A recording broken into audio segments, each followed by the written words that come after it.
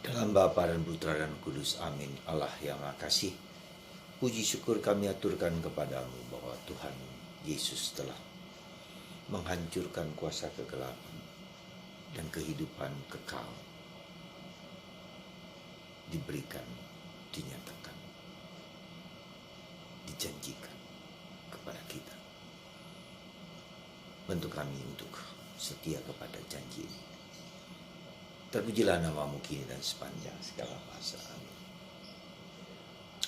Saudara, saya merasa bahwa Paskah hari ini, saat-saat ini adalah dua hal yang menjadi bahan permenungan saya. Terang dan paradoks kehidupan. Terang karena apa? Karena cahaya itu menyinari kegelapan. Terang itu sesuatu yang mencerahkan, sesuatu yang menggembirakan, sesuatu yang positif, sesuatu yang indah, sesuatu yang mulia, sesuatu yang terang, sesuatu yang damai. Ya. Terang itu membuat orang damai, membuat orang tenang, membuat orang sukacita, membuat orang, karena ada sesuatu yang lebih daripada yang sudah kita hayati sekarang ini. Ada suatu keselamatan, ada suatu kegembiraan, ada suatu sukacita di dalamnya. Ya.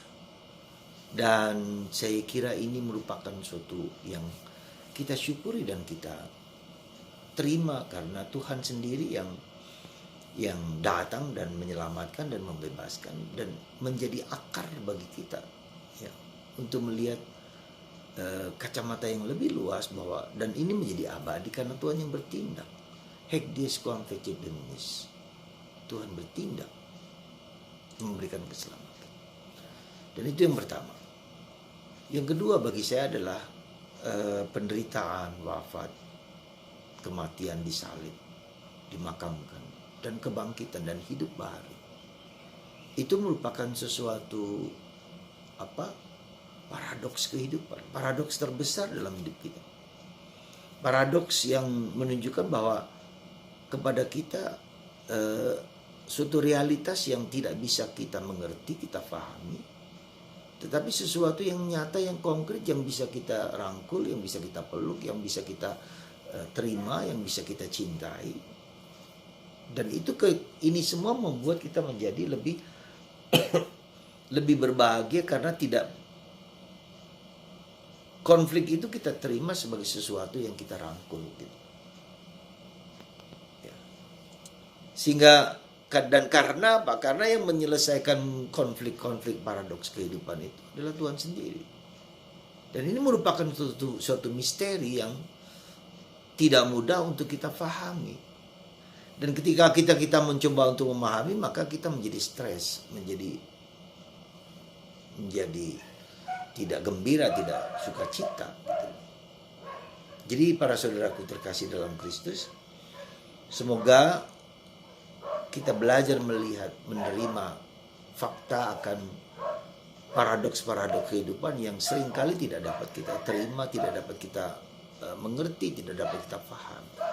Hanya bisa kita rangkul, kita peluk. Semoga Tuhan memberkati kita semua dan tetap dalam konteks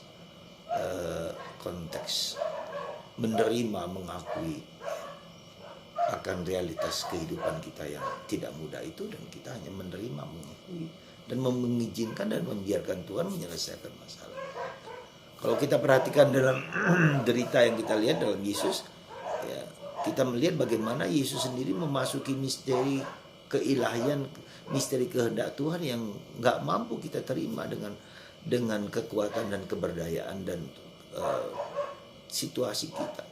Maka kita akan dendam, akan marah, kecewa kepada orang-orang yang mungkin melukai hati kita. Ya, tetapi akhirnya ketika kita belajar taat kepada kehendak Tuhan, Tuhan sendiri yang menyelesaikan itu bagi kita. Maka mari saudaraku, supaya hidup kita menjadi hidup yang lebih tenang, lebih damai, mari kita rangkul, kita embrace, kita peluk. Ya, segala sesuatu yang tak dapat dan tak mampu kita terima dengan sebaik mungkin. Semoga Tuhan membuka mata kita untuk melihat menyadari, dan itulah terang keselamatan. Tuhan yang menerima, mencintai, mengasihi kita seperti yang Dia kehendaki dalam hidup kita. Tuhan memberkati Anda semua. Semoga kita belajar merangkul paradoks-paradoks kehidupan kita yang tak mampu kita terima dengan sepenuh hati. Hanya Tuhanlah yang membebaskan, menyelamatkan kita. Tuhan memberkati Anda semua.